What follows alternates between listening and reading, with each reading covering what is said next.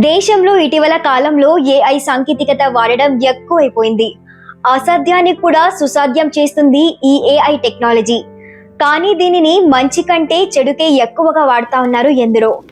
AI సాంకేతికత అందుబాటులోకి వచ్చిన తర్వాత కొందరు మోసగాళ్లు ప్రజలను మభ్యపెట్టడం, మోసం చేయడం వంటి సర్వసాధారణంగా మారిపోయింది.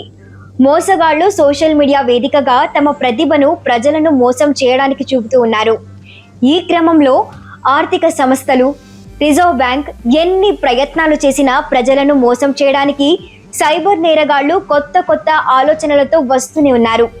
అదే కోవెలకు వచ్చినది డీప్ ఫేక్ వీడియోలు. నేను Roopa Nagesh, welcome to Telugu post.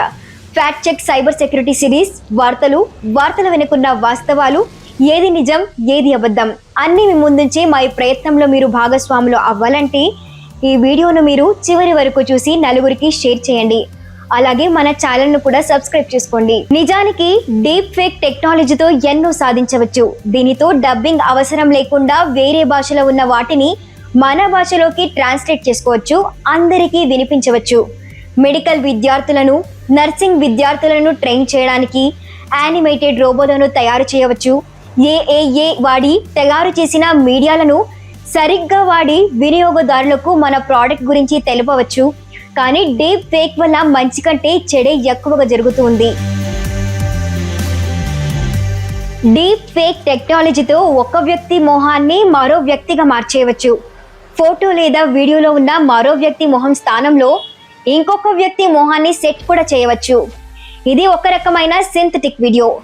Artificial intelligence టెక్నాలజీతో ఇలా వీడియోలను రూపొందిస్తూ ఉన్నారు. దీంతో నకిలీ వీడియోలను రూపొందిస్తూ కొందరు రాక్షసానందం పొందుతూ ఉన్నారు. ఈ సాంకేతికత సామాన్యుల నుండి సెలబ్రిటీల వరకు ఎవరిని కూడా వదలడం లేదు. జరా పటేల్ అనే మహిళ ఫేస్ ప్లేస్లో రష్మిక మందన్న ఫేస్ను రిప్లేస్ చేసి సదరు ఫేక్ వీడియోలను వైరల్ చేశారు. ఈ వీడియోను మీరు క్షుణ్యంగా గమనిస్తే లిఫ్ట్లోకి ఎంటర్ అవుతున్న సమయంలో ఒరిజినల్ ఫేస్ కనిపిస్తుంది.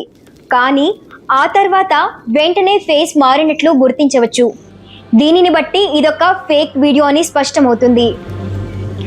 ఇంకా ఎందరో సెలబ్రిటీలను ఇబ్బంది పెట్టిన డీప్ ఫేక్ వీడియోను ఇప్పుడు ఆర్బీఐ గవర్నర్ శక్తికాంత్ దాస్ను కూడా ఇబ్బంది పెట్టింది.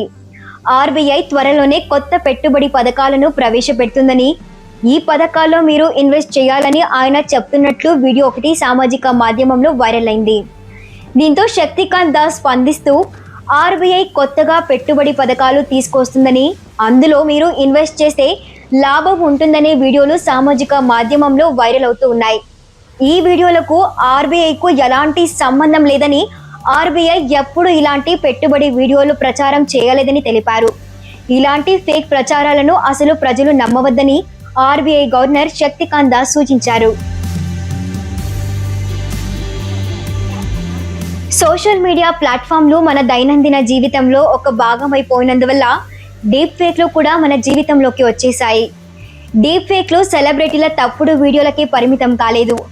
ఆర్థిక రంగాన్ని లక్ష్యంగా చేసుకుని మోసగాళ్ల చేతిలో ఇవి శక్తివంతమైన సాధనాలుగా మారిపోయాయి. డీప్ ఫేక్ ఆడియోలు వాడి మోసాలు జరుగుతూ ఉన్నాయి. ఏఐని ఉపయోగించి మోసగాళ్లు వాయిస్ను రూపొందిస్తూ ఉన్నారు. ఇది మన కుటుంబ సభ్యుల్లోనో స్నేహితులను అనుకరిస్తూ తయారవుతాయి. వీటిని వాడి మోసగాళ్లు ఆర్థిక సహాయం కోసం ఫోన్ కాల్స్ చేస్తారు. అది మోసమని అర్థం కాక మోసపోయిన వారు ఇప్పటికే వందల్లో ఉన్నారు. కొన్ని స్కామ్లలో మోసగాళ్లు మరణించిన వ్యక్తి వ్యక్తిగత డేటాను, వారి బ్యాంక్ ఖాతాలను తెరవడానికి, రుణాలు లేదా క్రెడిట్లను పొందడానికి, లేదా చట్టవిరుద్ధంగా పెన్షన్లు, ఇతర ప్రయోజనాలను పొందేందుకు వినియోగిస్తూ ఉన్నారు. ఇక ఫిషింగ్ దాడులు దశాబ్దాలుగా ఉన్నాయి. కానీ డీప్ ఫేక్లతో ఫిషింగ్ స్కామ్లు అతిపెద్ద స్థాయికి చేరుకున్నాయి. అవగాహన ఒక శక్తివంతమైన సాధనం. డీప్ ఫేక్ల ఉనికి, ప్రమాదాల గురించి కస్టమర్లకు తెలియజేయడం ద్వారా తాజా స్కామ్ వ్యూహాల గురించి రెగ్యులర్ అప్డేట్లు తెలుసుకోవడం వల్ల ఎటువంటి అనుమానాస్పద కార్యకలాపాలైనా గుర్తించవచ్చు. మన ఫోన్లను, బ్యాంక్ ఖాతాలను ఓటీపీ లేదా ఫోన్ నంబర్ లేదా బయోమెట్రిక్స్ వంటి వాటికి ప్రత్యేకమైనది కావచ్చు. మోసగాడి డీప్ ఫేక్ ప్రాథమిక భద్రతను దాటివేసినప్పటికీ అది ఈ అదనపు భద్రతా పొరలను దాటవేయవలసి ఉంటుంది. ఏఐలో తయారు అయిన చిత్రాలను, వీడియోలను, ఆడియోలను గుర్తించడానికి కొన్ని టూల్స్ కూడా మన ఇంటర్నెట్లో ఉన్నాయి.